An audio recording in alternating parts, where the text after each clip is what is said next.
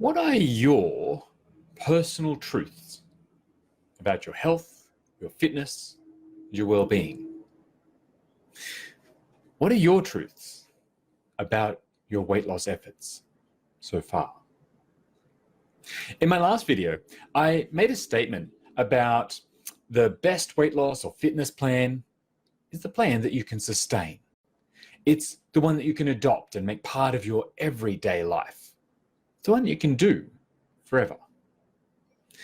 And that's because ultimately it is what you do that matters. As I said last week, the plan or the program are mostly irrelevant, except as guides to your habits, to being about revealing the choices. So you could consider, for instance, whatever it is that you are currently doing or not doing, right? Not what plan you're on or what you should be doing, but what you are actually doing as your current program. Take a minute to consider that, because that is what is creating the results in your life. It's what you're doing is giving you results. So whatever you're doing is your program. So this week, I've been thinking about why do we do what we do, right? Because for many of us, what we are doing, or we come to this place where we realize what we are doing isn't helping. So why do we do what we do? Well, I believe that our actions are always a result, a consequence of our thoughts. It is what we're believing to be true that dictates how we act and what we do. Right? So it's always because of our beliefs. And that led me to be thinking about, well, considering your program, whatever it is, what are your program truths? What are your beliefs that you've created about yourself? Now, I've also been thinking, of course, what is true for me? I've been reflecting on what I've changed over the years, right? There have been so many truths that I used to believe that I've challenged, and there's so many new beliefs that I've created for myself. And I'm so grateful that I've done the work to do that. There are many, right? Like, I used to think I was lazy. I used to think I'd always be overweight, that I was the fat one. I used to think that no one would ever find me attractive, for instance. I used to think I didn't like myself. I was just no good at this weight loss thing, or social living, or being healthy. They just weren't me. Used to think I was no good at exercise. And as I said, I'm so grateful for giving up those beliefs, for challenging them, for changing them, for actually evolving them into new beliefs that work so much better for me. Like, for instance, I've been thinking about some of the ones that are true for me right now, And so I'm a person who eats healthily, both in my portions and my choices. I have everything in a healthy balance, even indulgences. I'm a person who pays attention and practices awareness. That's what I've been sharing with you over the last couple of weeks. And I create change on purpose. I know that the only thing that ever holds me back is my mind, and I'm willing to take responsibility and ownership of that. I'm willing to change it if I need to.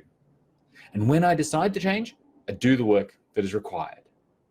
Not in a harsh or hating way, but with love and with self-care. I care for my body. I care for my health and my well-being through my actions, not just my desires. I love myself enough to never self-sabotage with food. I choose never to undermine my health and well-being with food. So those are just some of the examples. But I really want you thinking about, well, what are your program truths, right? What is truth to you? What is truth? So maybe we need to delve into that list a little bit. So to help you, it's worth asking, how do we decide that something is or isn't true for us? And the answer is always that we choose it. We accept that it is true, and we practice and we repeat that thought until we believe it, until we feel it. Now, I want you to note that doesn't make it true, right? It just means that you now believe that it is true. Which also means that we can change what is true for us, because it's all happening in our brain. It's all in a decision that is repeated enough times to become automatic, to become unconscious. When we can bring it back into consciousness, we once again have the power to re-choose or to choose something different. That's a wonderful thing about being human, that we can disbelieve, or that we can believe new things. None of the truths that we have adopted about ourselves, think of mine. I'm fat, I'm lazy, can't do it, it's too hard, I don't like myself. None of those have to be true. You can challenge them, right? We can change them whenever we decide that they're no longer serving us. They're there for a reason. They're doing something for us. Somewhere along the road, our brain has adopted them, either just automatically, we've never challenged the thought, the idea, or it's been helpful for us in some way, so we've kept it. But we can always step back and say, well, is it helping me now? Is it leading me to where I want to be? Is it bringing about my success? Or not? Is it keeping me from my success? Is it holding me back? Is it leading me away from the life I want to be living? And if so, you get to change it.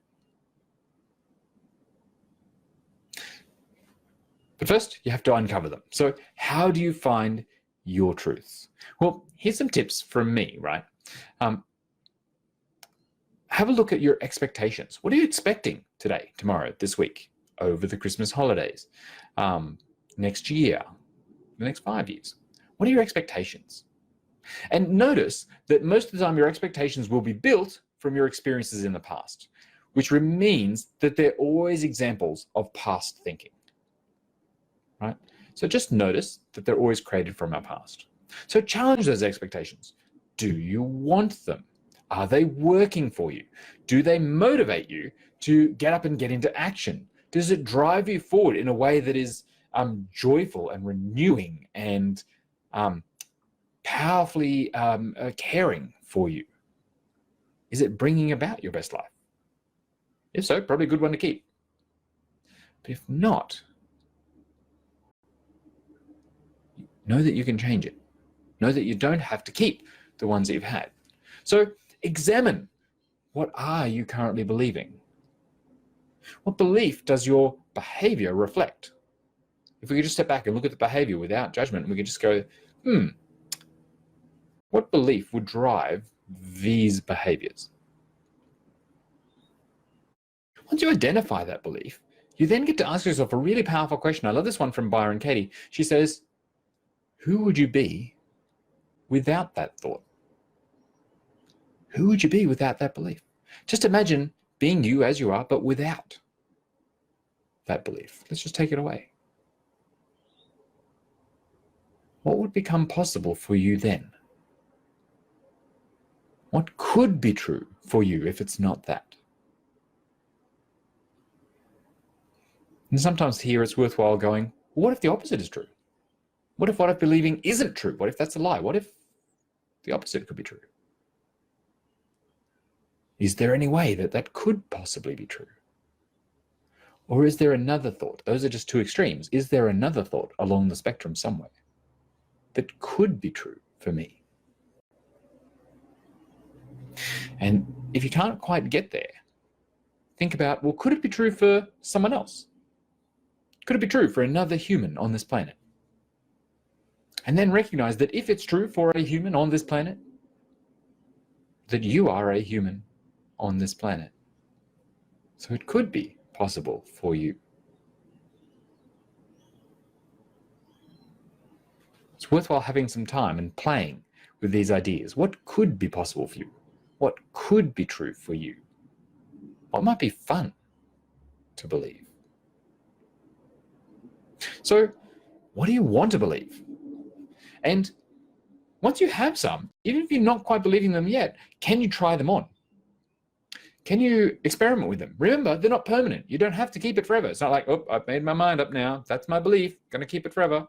No, we get to opt into that choice every day. We get to change it every time. You can try on new beliefs. I mean, like a new outfit, like a new jacket or clothes or shoes, right? Make a hat. You could try it out. You could experiment in it, play around with it, like an actor rehearsing in a role for a little while, just to see what works for you. You know, think about, how could I learn more about myself? How could you learn more about you? How could you make you evolve? Now, this one always requires changing something. You can't stay the same and evolve. You have to do something different. And remember, you also have to stay in this new belief. You have to stick with it long enough and stay in that action from that new belief long enough to discover the insights, to get the perspective, and to see what shifts, right? Remember that your brain will often want to quit at the very first challenge. As soon as it becomes hard, or there's an obstacle, or it didn't work perfectly first time, your brain will go, well, that was silly. Let's just go back to what we're already believing. But I want to invite you to remember that if that belief wasn't helping you already, you're no worse off by trying a new one that also isn't helpful, right? You're just in the same place you were, except now you have more knowledge, more wisdom, more experience. You can adjust that belief. You can tweak it. You can learn and try again. You can evolve. And that's the beautiful thing about this journey. So what will you try? What will you try on? What belief could you experiment and play with? And when you do try, make sure you're paying attention. Like I talked about in the last couple of weeks, pay attention to what connects with you and what resonates. You know, it's usually not all or nothing. What parts of it will you keep? What bits of it will reinforce the belief that you want, and you hang on to those? And what didn't work so well? What can you change? What do you adjust? What do you learn from when you go again? I really encourage you, if you're watching this video, to spend some time in the days and week ahead to really step back and answer these questions. To really ask yourself, well, what are my program truths? What are your program truths? What truth have you been living up until now? What truth would you like to try on? What truth would you live next? I'd love to know your thoughts. So if you come up with any of those, please share them with me in the comments. Let me know. Oh, I've realized I've been believing this, and now I want to believe this. This has been true for me, but I'm deciding that it no longer is. This is what I'd like to make true now. And of course, remember that if you'd like some help questioning and challenging your beliefs, or if you'd like some help adopting and living the new beliefs that you want to have, then that's where getting some coaching can really accelerate your success. You know, having someone who's not in your belief, right? Who can step outside and look at them neutrally, who can not buy in, right? A good coach won't believe your story is about your excuses and your reasons why you can't. A coach will also help you see what you're not believing, or see what you are believing. Having someone else who can point out your blind spots, or can bring a sense of inquiry and curiosity that you might not have when you're thinking about yourself, or you're talking with a friend or a close associate. Coaching is more than a conversation. Remember, the good coach will also tell you what they see, even if you might not like it or might not want to hear it. So there is some bravery involved in coaching as well. Of course, you're always in charge of that, but a coach will support you to believe in the power of your success, to believe in your potential, even when you don't quite believe that new belief yet. And I say yet because in coaching, we can hold that space for you. Know that you can succeed as you try it on, as you experiment with it, as you step in to that new life. we can stay firm in that belief for you. Anyway, whether it's me or with someone else, it's a great way to accelerate, right? With a coach, you can get to your goals, your results faster. You can have a deeper level inquiry and understanding. And if you're making changes, a coach can help you make those changes permanent and lasting, because we can help you develop the skills you need, not just how you got there in the end, not just stumbling onto the answer. So, of course, if you would like to find out what it would be like coaching with me, then give me a message. Send me a message on Facebook, or book a free exploratory coaching session at livemorelife.com.au. That's my website. I'd love to have a conversation with you. And while I'm speaking about working with me, we are coming up on the end of year celebration season, right? So if you would like to thrive into the holidays, the end of year, new year, if you'd like to be making healthier food choices, creating better habits, and living with more self-care and success, then know that enrollments are now open. They're opening the 1st of November as of the time of this recording. So enrollments are opening 1st of November 2019 for my course that helps people overcome emotional eating in just 5 weeks. Now, this is the last time that the program will be offered in 2019. So if you'd like to go into the end of year celebration season, into the holidays, having had those things sorted, then I invite you to check it out, learn more, and join me, right? Let's get those habits sorted now. And think about how much more successful you'll be when 2020 rolls around. You'll already have them under control. All right. Once again, you can learn more about that at livemorelife.com.au, or reach out. I'd love to have you join me. For now, thank you for watching the video today, whether you're live or on replay. And once again, let me know in the comments, what are the truths you have been living? What is the truth that you'll choose to live next?